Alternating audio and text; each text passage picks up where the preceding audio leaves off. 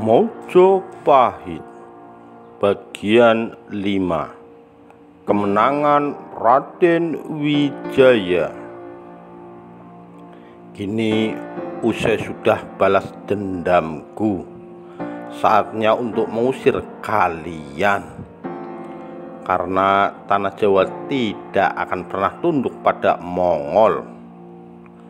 Dengan tangan berlumuran darah, Raden Wijaya mengangkat pedangnya tinggi-tinggi seraya berseru, "Dewata Agung, terima kasih atas restumu. Dengan ini usai sudah pembalasan dendamku." Seraya menoleh pada para pasukannya, Raden Wijaya meminta untuk melakukan pembersihan sisa pasukan Jaya Katwang. Keadaan yang pada awalnya kacau balau berangsur-angsur kembali seperti sedia kala. Raden Wijaya tersenyum puas karena telah berhasil mengalahkan Jaya Katwang sekaligus mengambil alih ke Daton Kadiri. Namun masih ada hal terpenting yang harus dilakukan, karena Mongol tidak akan pergi dengan begitu saja. Segera Raden Wijaya memerintahkan para pasukan Telik Sandi untuk menemui Panglima Mongol. Sementara itu, keadaan di sekitar Gapura Paduraksa Kedaton Kadiri sudah mampu dikuasai Panglima Mongol dan pasukannya. Kemudian datanglah para Telik Sandi suruhan Raden Wijaya menemui Panglima Mongol seraya berkata, "Panglima Mongol yang terhormat, Raden Wijaya meminta kami mengantar Panglima menghadap." Panglima Mongol yang tidak menaruh curiga sama sekali pun segera mengikuti arahan pasukan Telik Sandi. Sesampainya di hadapan Raden Wijaya, Panglima Mongol pun berkata, "Ada apa, Raden Wijaya? Apakah kau berhasil mengalahkan Raja Kadiri?" tanya Panglima Mongol pada Raden Wijaya. Lalu Raden Wijaya menunjuk mayat Jaya Katwang yang terbujur kaku di lantai seraya berkata, "Lihatlah Panglima Mongol, Raja Kadiri telah kuhabisi." Lalu Raden Wijaya menambahkan, "Baiknya segera kita bersihkan segala kekacauan ini dan bersiap menyongsong terbitnya mentari." Tanpa menaruh curiga, Panglima Mongol pun mengiyakan tawaran dari Raden Wijaya. Sisa pasukan Mongol dan Singosari pun bahu-membahu membersihkan sisa pertempuran ke Daton Kadiri.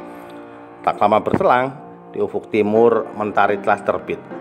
Raden Wijaya segera memanggil Komandan Telik Sandi seraya berkata, "Paman, bisakah kau menjemput istri dan keluargaku agar segera berkemas dari perkemahan, serta sampaikan salamku pada Kakang Adipati Arya Wiraraja atas perlindungannya pada keluargaku."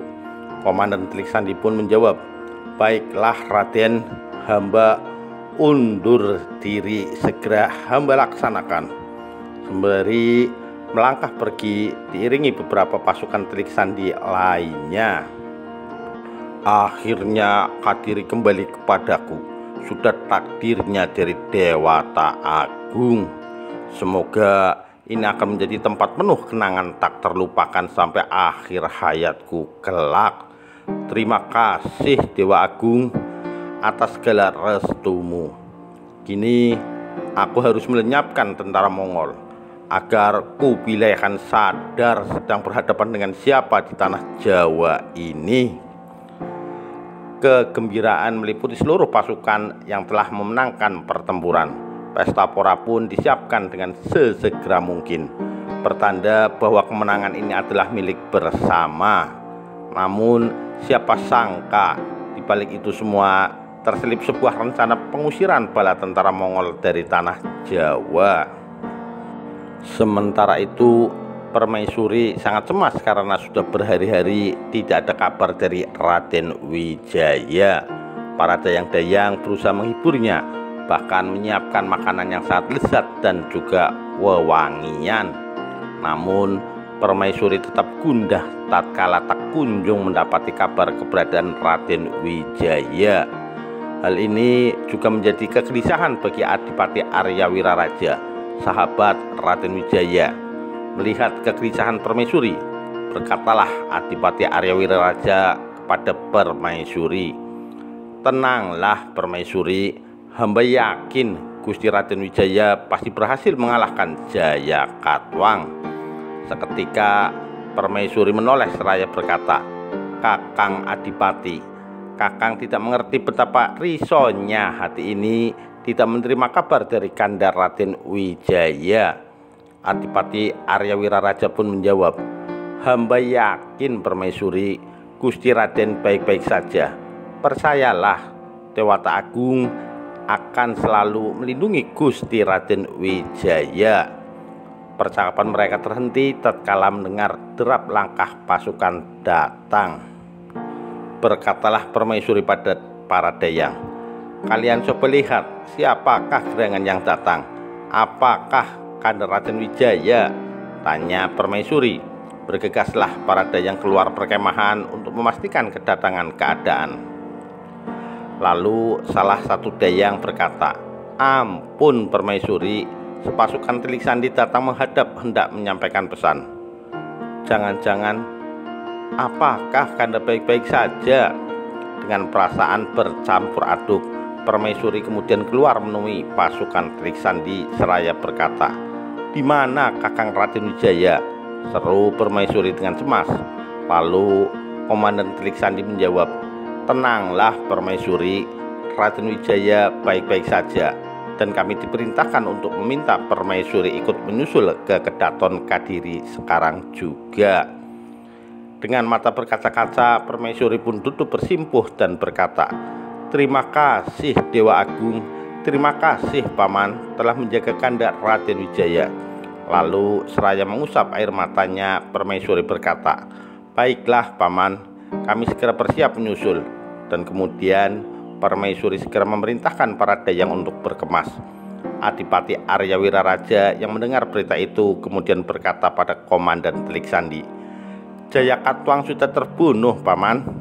Kemudian Komandan Telik Sandi menjawab, "Jayakatwang telah terbunuh saat perang tanding dengan Raden Wijaya." Adipati Arya Wiraraja tersenyum bangga, sahabatnya telah berhasil memenuhi sumpah kesatrianya. Segera Adipati Arya Wiraraja pun berkata, "Baiklah, jika begitu aku ikut dengan rombongan menuju Kadiri." Dengan segera rombongan besar itu pun berangkat menuju Kadiri diiringi oleh para pasukan Telik Sandi. Suasana gembira meliputi seluruh rombongan permaisuri dan juga Adipati Arya Wiraraja. Kebahagiaan ini menyeruak begitu saja mendengar berita bahwa Raden Wijaya berhasil menaklukkan Jayakatwang. Sementara itu di Kedaton Kadiri, segala persiapan untuk pesta sudah selesai. Raden Wijaya sedang asik berbincang dengan Panglima Mongol. Tanpa ada perasaan curiga, Panglima Mongol memutuskan untuk mengikuti pesta yang akan diadakan. Sedangkan pesta ini merupakan bagian dari rencana Raden Wijaya. "Maafkan aku Panglima Mongol, tapi sebagai ksatria aku tak akan tunduk pada siapapun. Begitu juga dengan Kubilai Han."